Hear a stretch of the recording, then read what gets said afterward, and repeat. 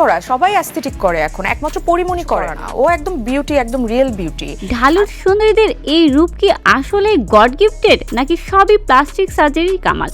উপবিশ্বাস থেকে বুবলি সবাই নিজেদের ন্যাচারাল বিউটির দাবি করলেও এবার ইন্ডাস্ট্রি থেকে বোমা ফাটালেন অভিনেত্রী তমা মির্জা। তার একটা মন্তব্যই যেন সব নায়িকাদের মুখোশে টান লেগেছে। তমার দাবি ইন্ডাস্ট্রির প্রায় সব নায়িকাই নাকি সার্জারি করে রূপ বাড়িয়েছেন, কেবল একজন ছাড়া। কে সে একমাত্র আসল সুন্দরী? ভিউয়ার্স, বিস্তারিত জানতে ভিডিওটি না টেনে সম্পূর্ণ দেখতে থাকুন। সম্প্রতি এক সাক্ষাৎকারে তমা মির্জা সোজা সাপটা জানিয়ে দেন বর্তমানে অনেক নায়িকায় নাকি ছুরি কাঁচির নিচে গিয়ে নিজেদের লুক চেঞ্জ করেছেন।